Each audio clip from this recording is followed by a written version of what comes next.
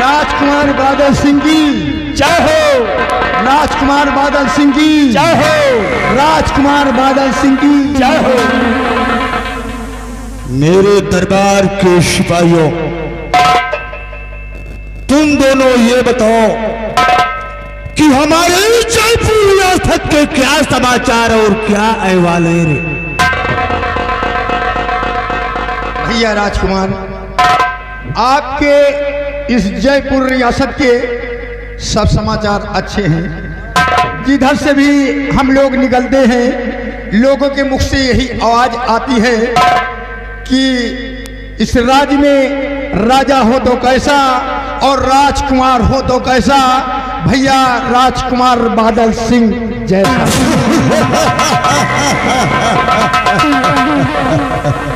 मैं तुम दोनों से हाँ यही उम्मीद रखता हूँ रे जी। लेकिन हमारे होते हुए हाँ हमारी जनता को, वो हमारी प्रजा को, अगर किसी को किसी प्रकार की कोई परेशानी हो गई तो समझो राजकुमार बादल सिंह के जीने पर धिक्कार है, धिक्कार है।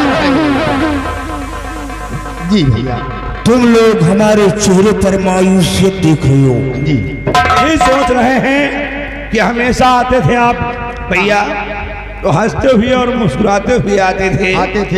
आज क्या बात है जी जो आप इतना उदास नजर आ रहे हैं भैया? जी भैया। महाबली और बिहारी लाल, जी भैया, हमारे चेहरे पर जो तुम लोग उदासी देख रहे हो, इसका कारण मेरी पत्नी सोना है रे। पत्नी सोना? मतलब अभी हम समझा नहीं भैया।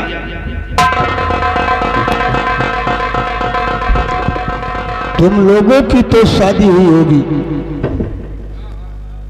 अवगा शादी भाई ने कहा हुआ हम सब रणगोल हैं कहा। शादी में काफी सारा दहेज भी तो मिला होगा तुम लोगों को।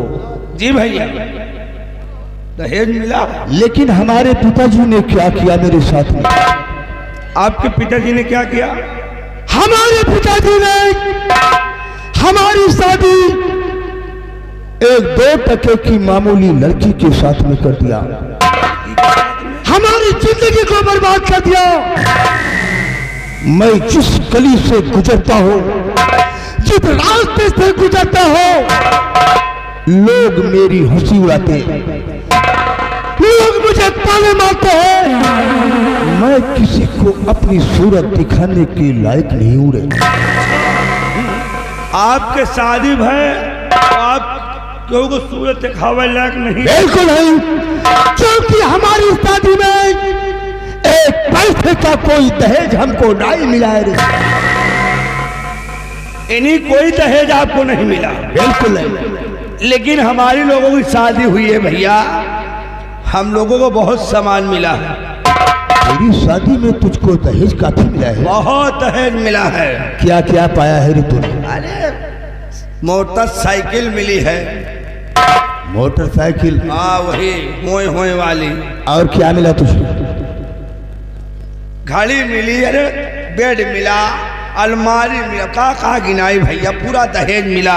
अरे वाह। लेकिन खिचड़ी खाए बैठ रही नहीं तो हमें ससुर हमका एक बहुत बड़ा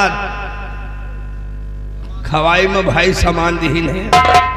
क्या मिला? उससे हम साल में 2-2.5 लाख रुपया कमाई थे। वो 2-2.5 लाख रुपए कमाता है तू? हाँ भैया। कौन सा ऐसा चीज पाया है रे तूने? और जिधर से निकलता हूँ, हाँ, लोग बाग बैठे रहते हैं, खड़े होकर के सलूट मारते हैं कि महाबली क्या हाल चाल है।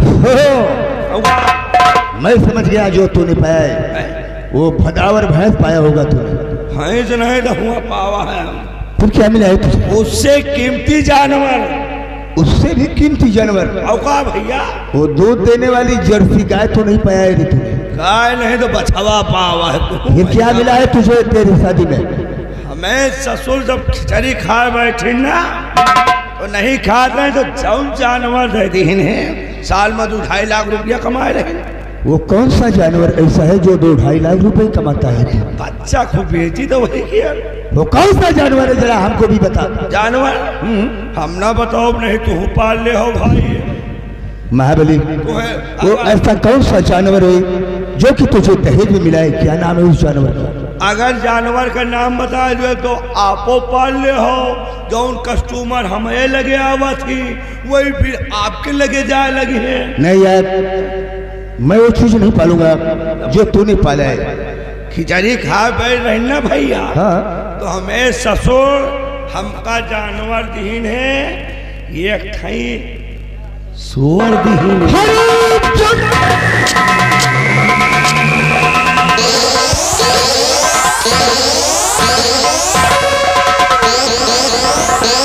हराम खोर कहीं का उठा के पटकूंगा तो 32 जमीन पर होगी।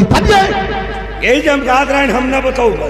हराम जादे ये शाही दरबार है और यहाँ पर हमारे उस्ताद ने तूने सुअर का नाम लिया तो तेरे हक में अच्छा नहीं होगा।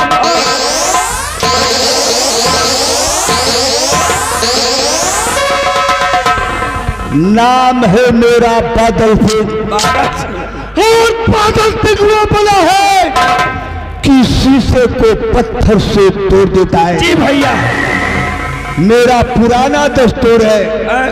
नाम मेरा बादल सिंह पुराना और मेरा वसूल है पुराना।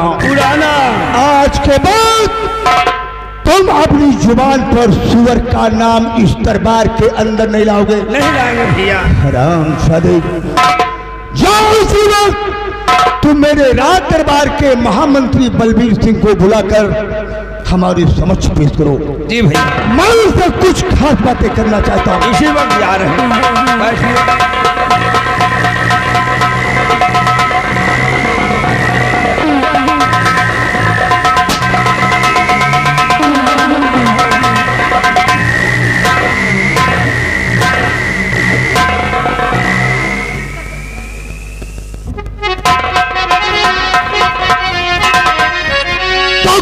बुलाया मुझे कुंवारी दरबार में, क्यों बुलाया मुझे?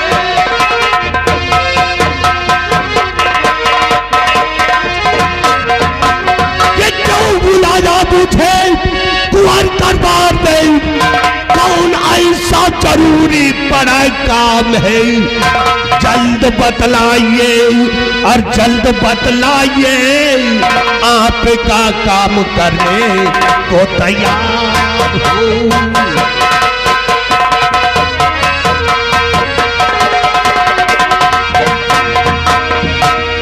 कहो बेटे बादल, किस लिए बलबीर सिंह को याद किया है? चाचा जी, आपको हैरान होने की जरूरत नहीं है और ना ही चिंता करने की कोई बात है। आज मैं आपसे एक प्रश्न करूंगा और तुम मेरे प्रश्न का उत्तर दोगी। बोलो बेटा, बहुत ही सब प्रश्न है। दुनिया में इंसान अपने बच्चों को क्यों पढ़ाता लिखाता है? बेटे बादल, दुनिया में लोग अपने बच्चों को इसलिए पढ़ाते लिखाते हैं कि उनके बच्चे पढ़ लिख करके होनहार बने और अपने माता पिता का नाम रोशन करें। तूने मेरे प्रश्न का सही जवाब दिया है। क्यों नहीं बेटा? दुनिया का हर इंसान अपने बच्चों को इसीलिए पढ़ाता लिखाता है कि माता पिता के नाम को रोशन करे, उनकी तरक्की करे। लेकिन मेरे पिताजी ने मेरे साथ में क्या काम किया है शायद मालूम नहीं है। तुम्हारे मेरे पिताजी ने हमारी शादी एक 2 टके की मामूली लड़की के साथ में कर दिया है। एक रिश्ते का कोई फायदा नहीं है और ना ही मेरी शादी में कोई दहेज मिलाए। वाकई इसी बात का मुझे हमेशा टेंशन रहता है चाचा जी। वाकई में बेटा बादल, तुमने कहा तो ठीक कहा तो ठीक कहा। ऐसी शादी से क्या फायदा? तुम्हारे पिताजी ने तुम्हारे साथ बहुत बड़ा अन्याय किया है। चाचा जी, पिताजी ने तो मेरे साथ में वो काम किया कि आज मैं समाज में अपना सर उठाकर चलने के लायक नहीं रह गया हूं। वाकई में तुम ठीक कहते हो बेटे। तुम समाज में वाकई में तुम खुद सोचते हो, वाकई में लोग सोचते होंगे। सुनिए चाचा जी, मैं आपसे कुछ कहना चाहता हूँ। बोलो, क्या कहना चाहते हो? और बाप मेरा व्यवहार में किया जिंदगी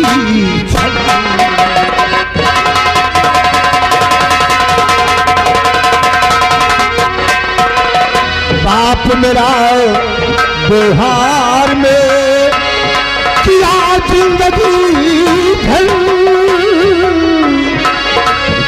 और मिलाए पैसा नहीं ऐसा किया संबल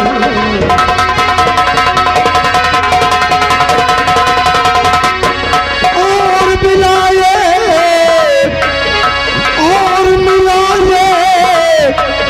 ऐसा नहीं ऐसा किया संबल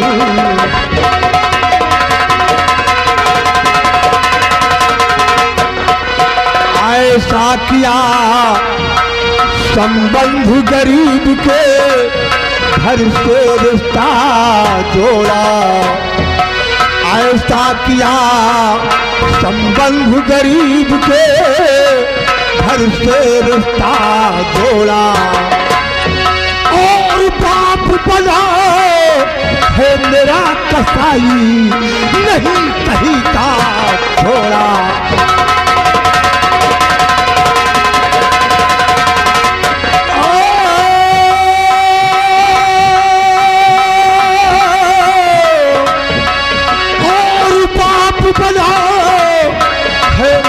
कसाई नहीं कहीं का छोड़ा।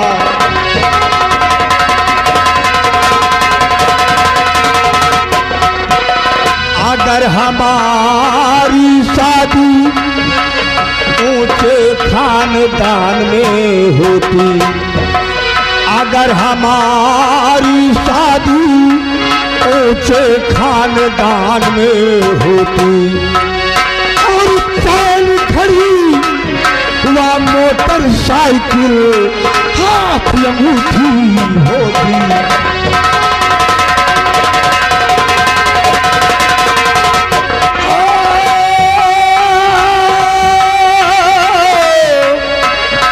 चैन खड़ी हुआ मोटरसाइकिल हाथ अंगूठी होती।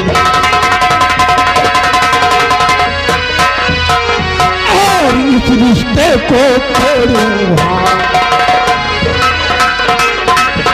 क्या इस रिश्ते को तोड़ूंगा और सोना को एकदम छोड़ूंगा और दूजा बाहर जाऊं और चोरी का इल्जाम लगाकर घर से उसे भगाओ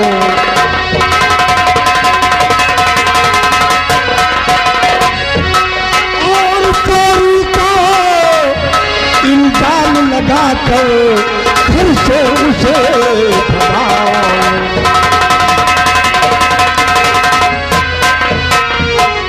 बोलिए चाचा जी, आप इस बात पर सहमत हैं या नहीं? बेटे बादल, इस बात से तो मैं भी सहमत हूं, इसलिए कि तुम्हारे पिताजी ने किया तो गलत किया। गरीब घराने में शादी करवा के तुम्हारी जिंदगी को बर्बाद कर दिया। हाँ चाचा जी, क्यों नहीं? अगर तुम्हारे दर पे मैं होता ना तो ऐसी फटीचर शादी नहीं करता। तुम ठीक कहते हो। बेटे बादल, तुम्हारे पिताजी ने इस शादी को करवा के तुम्हारी जिंदगी बर्बाद कर दिए। तुम एक काम करो, सारी फसाद की जड़ तुम्हारी पत्नी सोना है। तुम ठीक कहते हो चाचा जी। तुम अपनी पत्नी सोना को किसी बहाने से इसके थक्के मारकर इसको दरबार से बाहर निकाल दो। हम तुम्हारी शादी अच्छे खानदान में करवा देंगे। अरे वाह चाचा जी, ऐसे खानदान में करवाएंगे। ये चैन घड़ी अंगूठी नहीं, दहेज में एक स्कॉर्पियो दिलवाएंगे। स्कॉर्पियो? क्या ऊंचे ख्वाब देखो, नीचे को मत जाओ। साइकिल क्या है? ठीक कह रहे हैं चाचा जी आप। तुम्हें एक स्कॉर्पियो दिलवाएंगे और साथ साथ में दहेज में तुम्हें 20 लाख रुपए नगद हार्ड कैश दिलवाएंगे। 20 लाख रुपए? अरे वाह चाचा जी। और यही नहीं, जिस सिंहासन पे तुम्हारे पिताजी बैठे हैं उसी सिंहासन पे एक दिन तुमको राजा बना के मैं बैठाऊंगा। अरे वाह चाचा जी, हमारे बारे में आपकी क्या सोच है चाचा जी? हमारी सोच जैसे कृष्ण कन्हैया की। चाचा जी, जिस सिंहासन पर मेरे पिताजी विराजमान होते हैं, अगर एक दिन मैं इस सिंहासन पर विराजमान हो गया और यहाँ का राजा बन गया तो आपको मैं भी वादा करता हूँ कि ऊंचे ओहदे पर मैं आपको रखूंगा। हाँ चाचा जी। ठीक है बेटा, तुम अभी जाओ इसी वक्त अपनी पत्नी सोना को अपने रास्ते से हटा दो। अरे भगाओ ऐसी औरत को। क्या उसकी सूरत देखना है क्या? ऐसी औरत को क्या फायदा जो रसोई घर जाने लायक ना हो। सारा धक्का एक से एक इंद्र की अप्सरा मिलेंगी तुम्हारे। चाचा जी, मैंने इसे भगाने के लिए उपाय सोच लिया है। कल करवा चौथ का त्योहार है और करवा के शुभ अवसर पर मैं हरामजादी के ऊपर 20,000 रुपयों का चोरी का इल्जाम लगाऊंगा। काश मेरे पैसे लाकर अगर नहीं दिया तो महल पे धक्के मार के भगाऊंगा चाचा जी। वाह बेटा बादल वाह। ठीक है बेटा, इसी तरह बताए हुए रास्ते पे चलो और हम जा रहे हैं। अगर हमारी दूसरी बात जरूरत पड़े तो याद कर लेना बलबीर सिंह को। ठीक है चाचा जी। लेकिन बलबीर सिंह जाते जाते बेटा, बलबीर सिंह का एक वसूल है कि झूठे का बोलवाला, झूठे का बोलवाला और सच्चे का मुंह काला, और ये बलबीर सिंह है दिल का काला।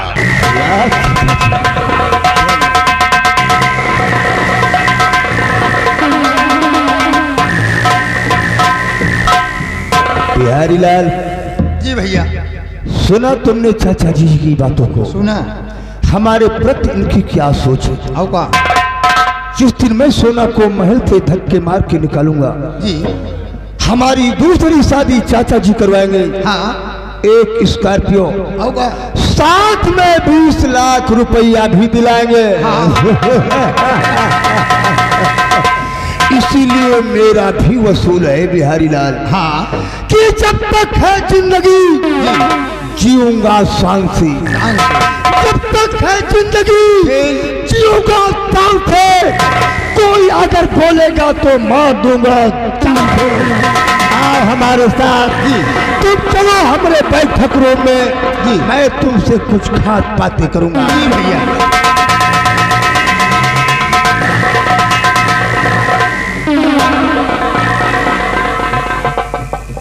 देखियो साले खौरहन का, बाप रे दैया कितना लंबा प्लान बनाए हैं। बताओ, कहा थी ज्ञानी का ज्ञानी मिले करे ज्ञान के बाद, और गधा का गधा मिले दिए भड़ाका लात। वह निहार कि जस गुरु तस्तेरा भैया। एक कहा थी कि अब देखो शादी ब्याह में मनई, शादी ब्याह करत, लेकिन आजकल के लौंडे हैं कहीं बिना मोटरसाइकिल है शादी करबे न करब। वो जने हैं कहें कि जब तक हमका कैश न मिली और एक हीरो हंडा न मिली तब तक हम शादी के मंडप में न जाओ। और कहे थे हीरो हंडा मोटरसाइकिल ना, वो मौत के कुआं है। और इनका दूसर शादी नहीं। हम कहे थी मंत्री तुमका तो महाराज के सिंहासन नहीं, तुमका घूरे बना बैठो तो बिहारी लाल नाम नहीं। और ये बादल से तुमका कुकुरी नसीब न हुए दिए। जब तक सूद न निकली इनका एक सी कुकुरी नसीब न हुए दिए। बिहारी लाल नाम है हमारा। अब चल रहे लेकिन आजकल के लौंडे हैं का करी है, कहीं मोटरसाइकिल पहले लाओ। अब कही थी मोटरसाइकिल नहीं मौत की जिंदगी है। भाई बम्बई वालों ने गाना बनाया, एक से एक गाना बनाया। कहा कि लाल दुपट्टा उड़ गया हवा के झोंके से। हमने उनको उत्तर दिया वही लाल दुपट्टा के लाइन में, हे लाल कुकुरिया। उधर लाल लाल दुपट्टा इधर लाल लाल कुकुर। लाल कुकुरिया मर गई रे मेरे बोलट के नीचे से। जो नए नए लौंडे ज्यादा रफ्तार में मोटरसाइकिल चलावा थे इनके लिए आए। ये लिए कि ज्यादा रफ्तार तेज न चलाओ नहीं मौतो होई। हे लाल कुकुरिया मर गई रे मेरे बोलट के नीचे से। मुझको पुलिस ने घेर लिया हाय रे धोखे से। या तो अब मार खाऊंगा या तो फिर जेल जाऊंगा।